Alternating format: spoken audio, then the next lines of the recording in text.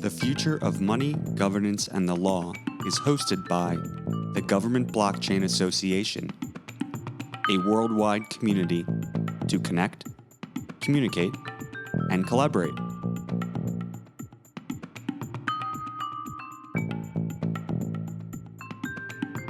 This show is produced by Podtex. To learn more and how to host your own show, go to www.podtex.com. Podtechs. Podtex, your partners in podcasting. Hi, this is Gerard Daché. I'm the Executive Director of the Government Blockchain Association. And I'm thrilled today that we've got Scott Stornetta with us on the podcast. I had a chance to meet Scott just recently. He has a very interesting and unique credential in that he's essentially one of the two people that originally came up with the concept of blockchain. At least as far as I know, Scott can give us the details. But his work was noted in Satoshi Nakamoto's white paper, and he put these ideas together back in the early 1990s. So, without any further ado, Scott, I'm so glad that you're a part of the program. Welcome, and please tell us your story. How did this whole thing come together? And let's just kind of get started at the beginning. Sure. Well, again, it's a pleasure to be here and happy to be affiliated with the GBA. Just came off of a great conference with them. And I guess I should start at the beginning. I graduated with my doctorate in physics from Stanford and then came east to join Bell Communications Research, Bellcore, part of the breakup of the Baby Bell, AT&T, Ma Bell system, part of that whole Bell Labs family. And when I first arrived, I sat down with a colleague, Stuart Haber, and talked about a problem that I felt was going to become very important and that needed solving sooner rather than later. And that was to create an immutable digital record. I could easily see that all the world's record keeping was going to go digital, and that records, in order to know of their integrity, authenticity, you needed to know that the record hadn't been altered since its creation.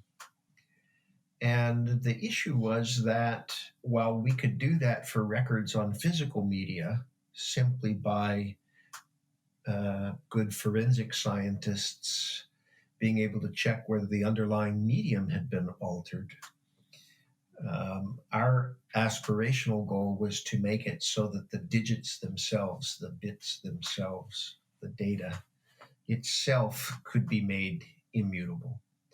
And so creating an immutable record became our goal.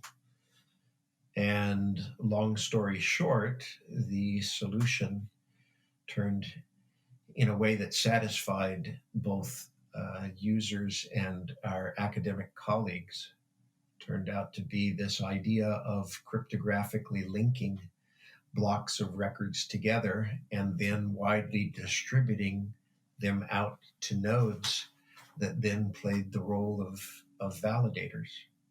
And if that starts to sound something like what people think of today as the blockchain, well, there's a reason for that, because again, it's not in our intention to take credit for more than we worked on, because many people have added to the blockchain concept over time, including, quite obviously, Satoshi Nakamoto.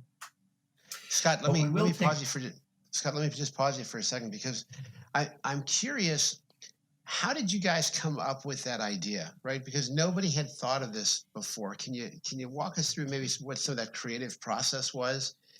Sure. Where did this idea pop out of? Yeah. I'm really glad that you asked the question, because there's a fairly good story behind it. And that is, Stuart and I first started coming up with what I would call a workable but not elegant solution to the problem. But the fundamental issue was that it required you to trust some third party, some central party. That was the issue of the immutability certificates.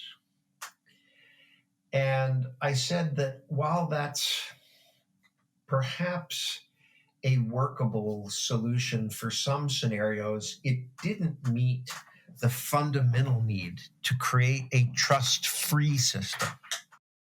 And that was really my goal, and that we needed to create a trust-free system, one that didn't depend on assuming that a particular party was trustworthy and therefore could issue the certificates. And so we started down this path of working on the trust-free nature of things. And after several attempts, Stuart, being the more senior researcher, sort of pulled me aside and said, "Scott, I don't think it's possible to do this." And yet we've spent some time on it. And so in a publish or perish world, I'd like to get a publication out of this. So why don't we construct a proof that it's impossible to avoid having to trust someone? And so our goal shifted from trying to build a trust-free system to proving that you couldn't build a trust-free system. Oh, that's fascinating. And it was actually in the process of constructing the proof that we came upon the solution. And again, my part of the story, if you really want to hear the first person anecdote, was one day after we'd been working on this, my wife and I decided to go out to dinner at just a local family restaurant, the Friendly's chain, known in some parts of the country for Friendly's ice cream. And while we were waiting in line for a table, the basic idea kind of triggered in my mind. Namely, we'd been thinking about earlier in the day systems where, well, you have to have one trusted party, and the only way you could avoid that would be to have a second person that checked on the trusted party.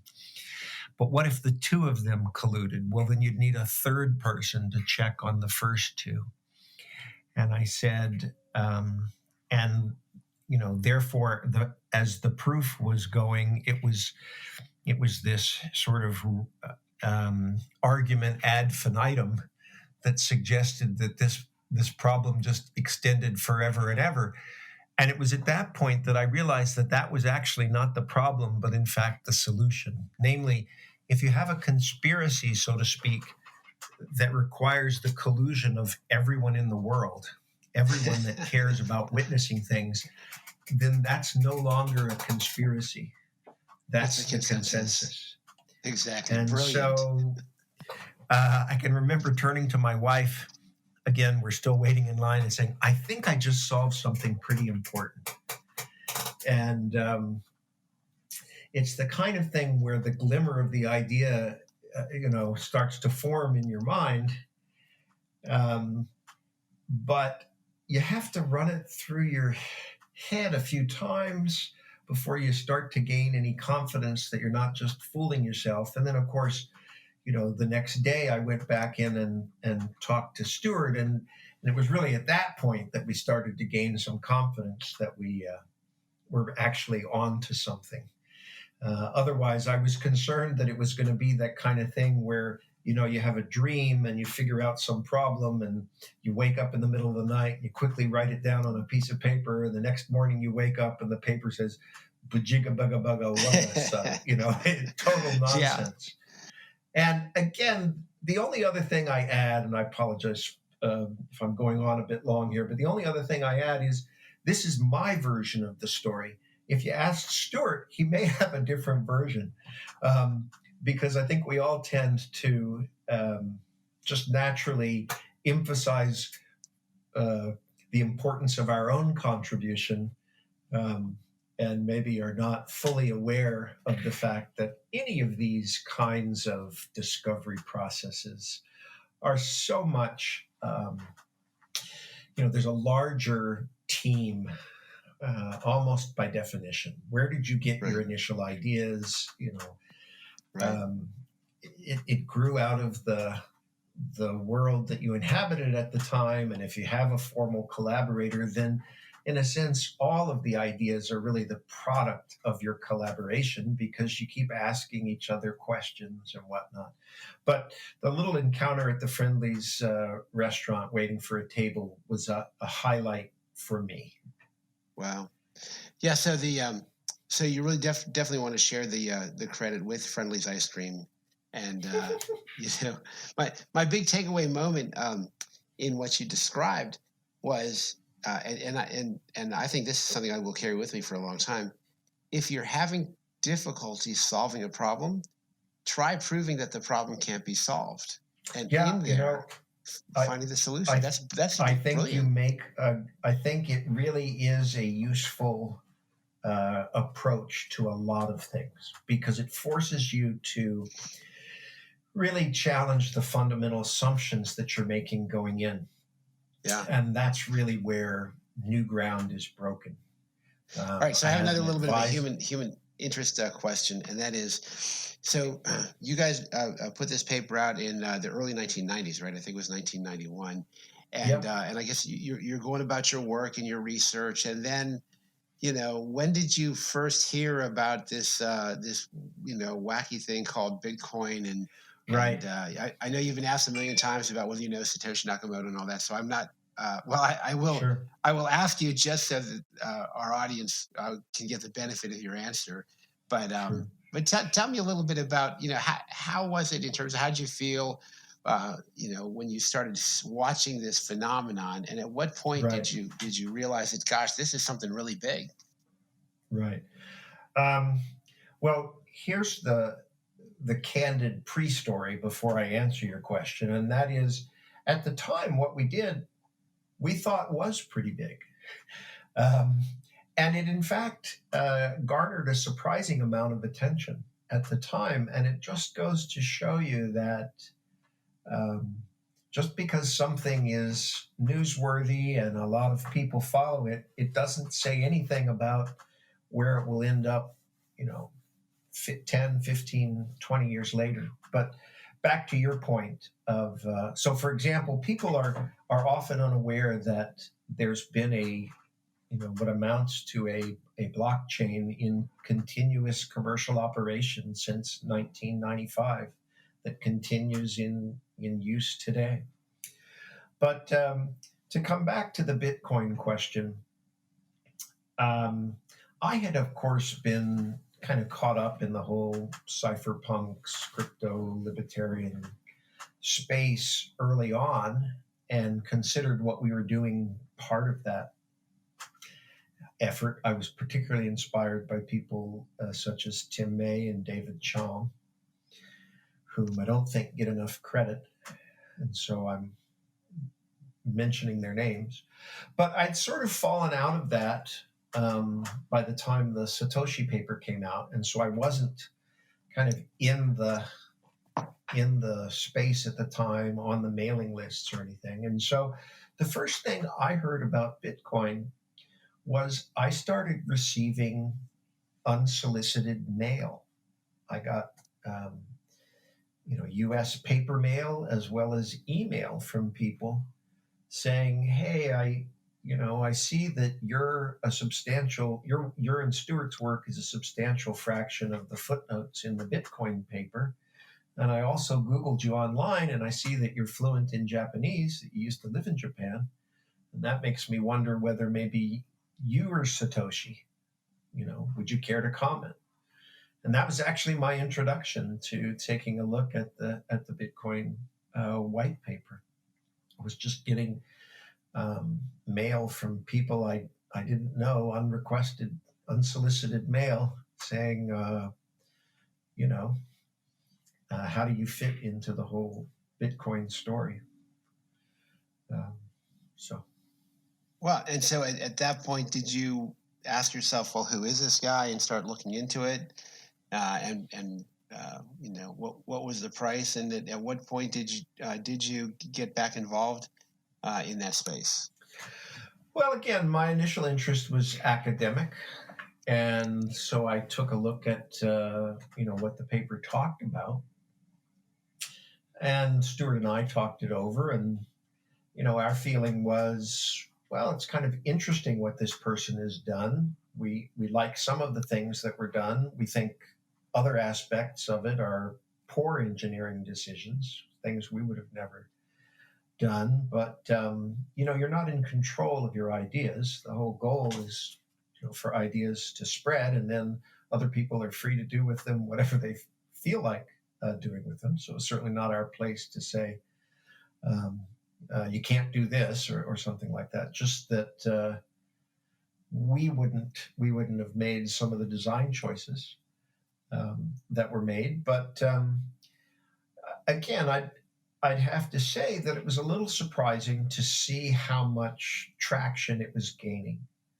And for us, it was a question of trying to separate sort of the speculative chaff from the beneficial wheat.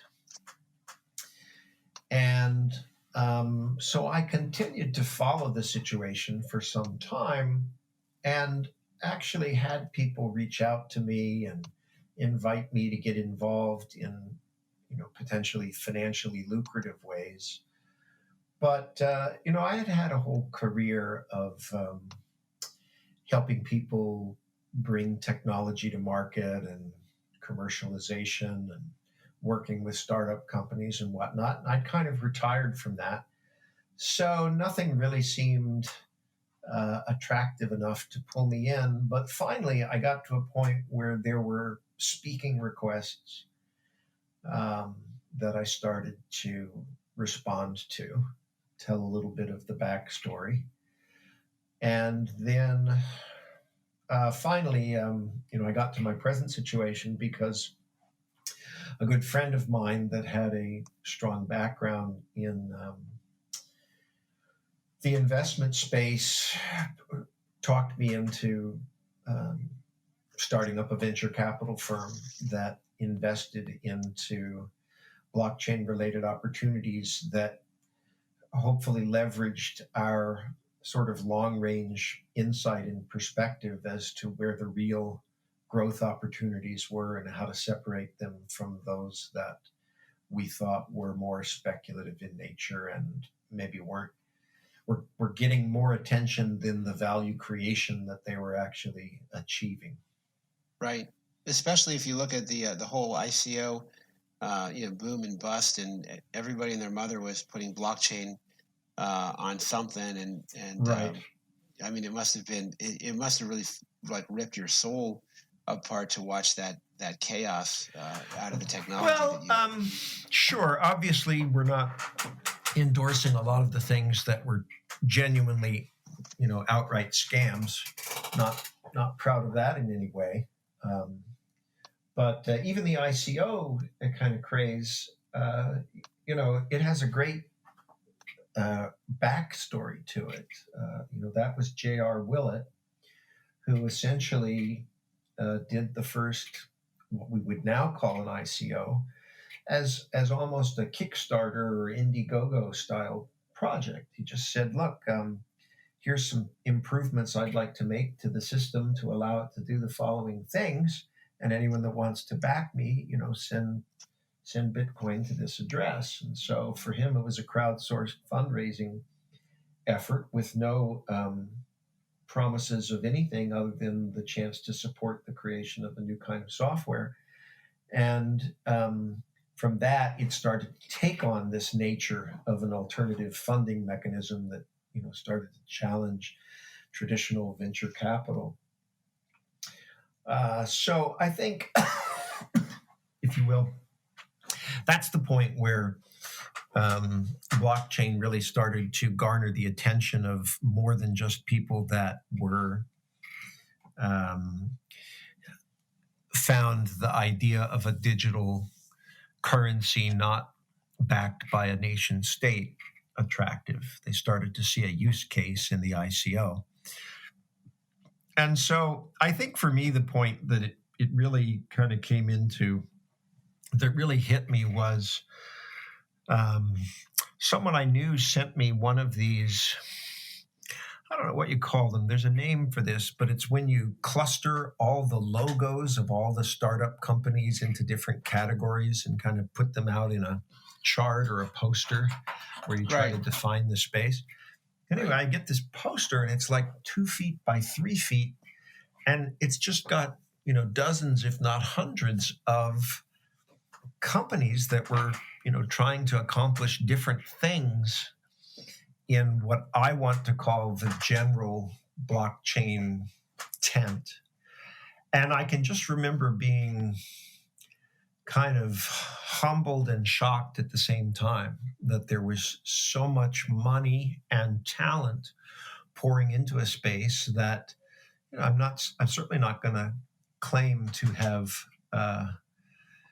single-handedly invented everything, not by a long shot, but certainly had some foundational early stage role in getting the ball rolling. That was really you're oftentimes referred to as one of the founding fathers, which I think is really very apropos in this context. Well, yeah, I'll take some sort of initial or early instigator role. I guess I just don't want to overclaim for having done, anything of the wonderful additions that have been made by so many others, exploring a whole range of different directions in this space. But Stuart and I certainly got a little of the party started, or at least laid the foundation. Sure. Yeah. So where do you think the industry is now? Oftentimes you hear people say, well, talk to me about blockchain, but don't talk to me about cryptocurrency, or other people are all about it. Where do you see sort of this separation of those two things, and where do you see both of these things going over the next couple of years? Well, I guess I'd say at the outset that I'm not a cynic or skeptic by nature. And so many of the big ambitions that people have, I'm not suggesting that they won't be realized, but I think the time frame for some of them is quite long, and I think the form that some of these visions take is going to have to be substantially modified before it proves realistic. And the reason I respond there first is that right now I'm not such a fan of the early cryptocurrencies. I think quite a bit of change and innovation and improvement is going to be necessary before they start to fill the role as initially envisioned. We're not against them, but we think that that's going to be a slow maturation process. And I think even though it's less glitzy, I think part of that is part of what we see in the stablecoin space is an example of a direction that I think is far more sustainable and manageable for the interim. Having said that, to me, there's plenty of room in the blockchain space beyond the notion of a cryptocurrency. And those have earlier maturation times than some of the more speculative notions. And part of the reason that I have to be a little bit hard-headed about that is if you consider where we are, namely as a venture capital firm, we're trying to identify companies that we can help fund that have a viable chance of getting into a self-sustaining ecosystem, something where they have revenues, they can pay their employees, they start to have profits, they're really creating some value for the world and getting compensated accordingly. Because if we can't find those, then we really can't answer honestly to our investors in turn. And so that sort of forces us, while we think on Friday afternoons about, grand visions. We have to spend much of the work week looking for more modest visions that are actually creating value in the here and now. But there's still plenty that can be done. And I don't just want to talk on the commercial side because obviously um, the GBA has a government focus, and governments have a responsibility for perhaps fostering innovation by creating an appropriate regulatory framework, but they also have the opportunity to embrace blockchain themselves and make use of it directly in improving operations. We're in the process right now of talking to some government agents. We just had our very first government agency join GBA, the Department for International Trade out of the UK, and we're talking to a couple of different folks about giving us some grant to actually build out a blockchain that essentially a public blockchain that different government entities can use, and people can build products and applications on a blockchain that can be used by government, specifically designed and engineered for government use cases. So you're exactly right. Can I give you a slightly contrarian view to something you said a moment ago? And I say this really not really to argue, but more for discussion. So, when the internet came out, people talked about all these grand ideas about one day we would be able to do, our shopping online and different things, right? And I don't think that they ever thought that we would date online, right?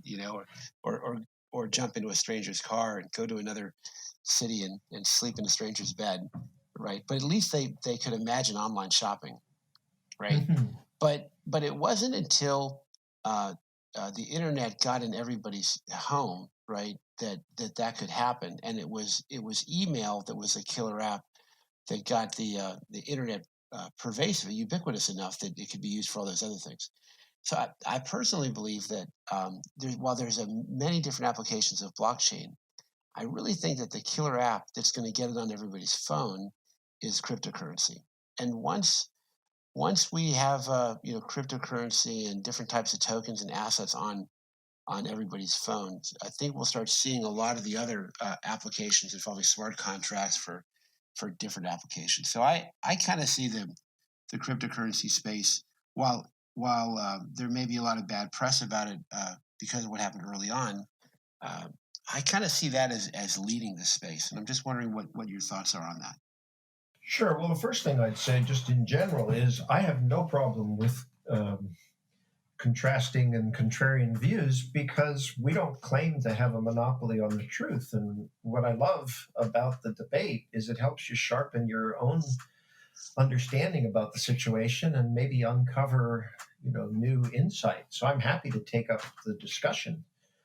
I guess my first comment is you have to be, if you want to use historical analogies to predict the future, you have to be really careful about what aspect of the historical analogy is the right one to pick. And so, for example, I didn't just do research in these immutable records. We had a whole research program going at Belcor called Beyond Being There. And this very much anticipated a lot of activities on the internet.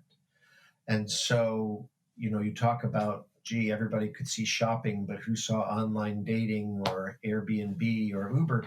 And sort of the short answer is no, we saw all of those things. We felt that the digitally mediated communication was going to upend all sorts of social interaction. I guess I didn't add the dating sites. So, but all of that was something that my colleagues and I certainly anticipated. And so I would also suggest that while email definitely laid a foundation, it was really the Mosaic browser that I think broke the broke the situation open and turned the internet from a nice to have into a kind of must have world. So I guess that's my first caveat is it's still debatable what constitutes the historical killer apps. Now, to your point about wallets on every smartphone, I don't have a problem with that. But part of the issue is whether, for example, and let's just pick up a controversial end of the stick, whether people feel that something like a Libra is a win or a loss for cryptocurrencies. Because it certainly starts to, if it were to progress, and obviously there's just some news out just in the last couple of days about kind of Libra 2.0 and how Facebook is, pivoted. But I think something like that, a WeChat, a WhatsApp, something that builds on an underlying social media substrate has a very strong chance of establishing itself as something like a de facto currency, where all we're really saying is a sort of ledger that gets kept between parties about who owes whom how much. So I think that's very possible. The question is, and again, my own definition may differ a little from others. The question is, some people would say that, well, but Facebook's involved, so by definition, it's not a win. And again, mine is a bigger tent view of things than that. I see things in sort of short term, near term and long term, right? And long term, I'd like to see cryptocurrencies like Bitcoin, decentralized currencies. But I think it's challenging to get from here to there. And I think stable coins create a bridge, so to speak. Yes. But ultimately, I do see, not necessarily, because clearly there's a lot of technical challenges with Bitcoin, but I do see sort of parallel technologies coming alongside of something like Bitcoin, so that as an ecosystem evolves, it's the web, the interaction of blockchains and consensus mechanisms that form sort of this new web, this new economy, so that all the burden doesn't sit, purely on one technology. But I'm really excited about where the whole ecosystem is going. And I think the things that you discuss are certainly realistic possibilities. I guess maybe just to clarify, when I talk about short-term, medium-term, long-term, to your thesis, this is really going to be the killer app. Well, that could well be. But maybe that's in 2 years, 3 years, 5 years. I don't know. Yeah. But my job is I have to invest in companies that are winning today. And the short answer is there are companies that are winning today. And so that's the good news, is that, maybe these are pre-killer app ones, but they're certainly companies that are doing just fine, thank you. Sure. What sort of industries or places do you see? So if somebody wants to invest in blockchain-related technologies, where are the places where you think that they ought to look at first? Well, we see a lot of opportunities in the B2B space as opposed to the B2C and P2P or C2C space. So I apologize for throwing so many acronyms. We see a lot of opportunities for business-to-business dealings that involve the blockchain. More so than many of what we view as still unproven consumer use cases. And fundamentally, it's because consumer use cases are often constructed around a thesis that's sort of, if this technology takes off and we get a large network effect, then this will start to be important. Whereas we're looking at situations where people are saying, we've already got enough participants that this network is already taking off. And it's already saving this or that business money because it can interact more efficiently with others of its peers. Those are situations that are even more near term than the scenarios you've described heretofore. And so things like the supply chain, things like logistics, things where currently people interact and keep their own records, and then at the end of the day or the end of the month, they reconcile them with others. The idea that people could switch to a single shared record simply has bottom line cost saving efficiencies, to say nothing of additional value add that can be created on top of a shared set of data. Right. And that's one of the areas that clearly government is looking at, right? They're looking at how to basically bring in those efficiencies in many of their business processes. How did you find out about GBA? And I know a little bit about your story, but why don't you kind of walk through what your experience was connecting with us and kind of where you see it going from here? Sure. Well, again, I guess the punchline is I wouldn't be on this podcast if I hadn't had a good experience. So, just to remove all the drama from my thrilling conclusion to my story, but quite frankly, what happened was someone that I had some respect for, Bryant Nielsen, that had interviewed me previously, called up and says, I think you should consider speaking at an upcoming conference. And I looked a little bit into it, and it seemed like it was still a kind of early stage organization. And so felt like I was being asked to take a little bit of a leap of faith. But having agreed to speak and then attending the conference, it clearly was a winning situation in that you had a very capable group of both presenters, but also a pretty informed and influential audience. And so to me, that's the proof of the pudding is in the eating. The proof of a good conference is that the right people came and there were great discussions.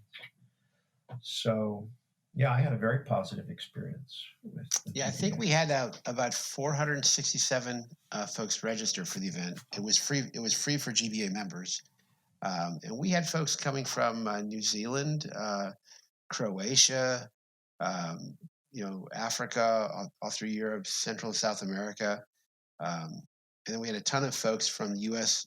Government, different cities and states, and I was, you always sort of pray and hope that everything works well. I was surprised that there were no surprises. The event really just came off flawlessly, and it was a great. And I know for us it was a great experience. And I was told by many people that your talk, when you actually had the entire audience build a blockchain. Right there in the dome, not in the dome, but in the Congressional Auditorium at the United States Capitol, right? They said, I got so many rave reviews that was just the coolest thing to be in the United States Capitol building a blockchain with hundreds of other people. It was just an incredible experience. Well, again, I'm glad to hear that you got good feedback. To me, it's core because often people attend conference after conference and never actually get their hands on a real live blockchain use case where they can be immediate participants. in. And I just think it helps to make it all a little more grounded. Well, yeah, so we're really excited about connecting with you and also, exposure to some of the folks that we've been involved with at the congressional level and different agencies and stuff. So where are you going now? What, as you kind of look forward into 2020 or 2021, where are you going and how can people, that want to run alongside with you or participate with you, how can they get involved?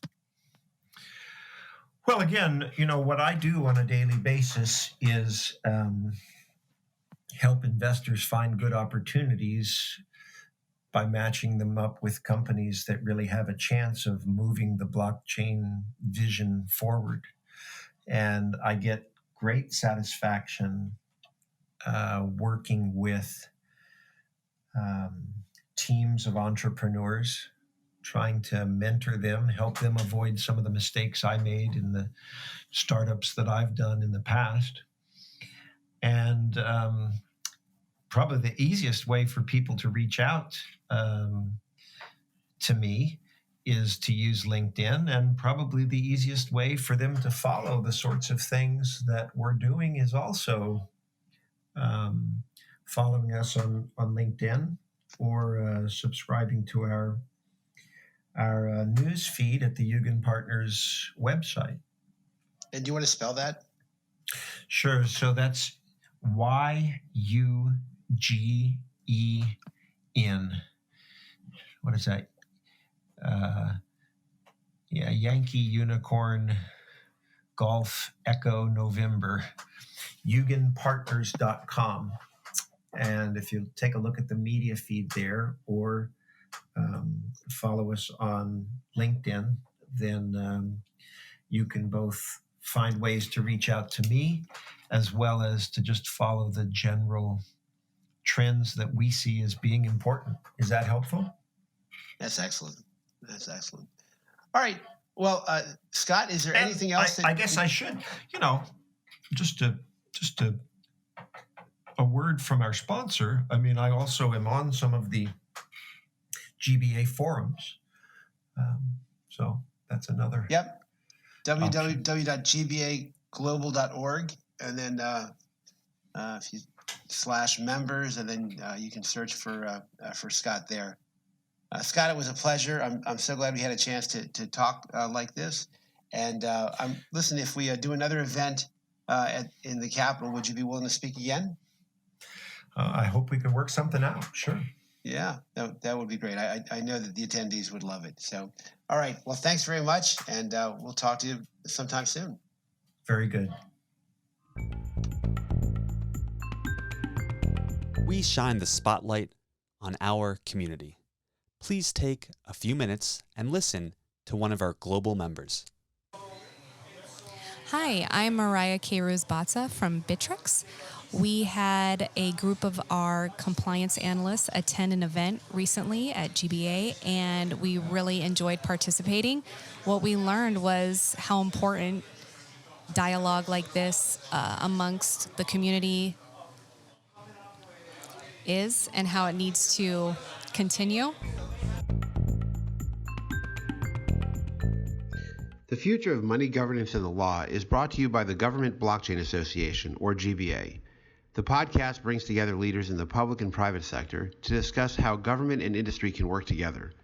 We talk about how to enhance the integrity of our institutions and the quality of life for the people they serve.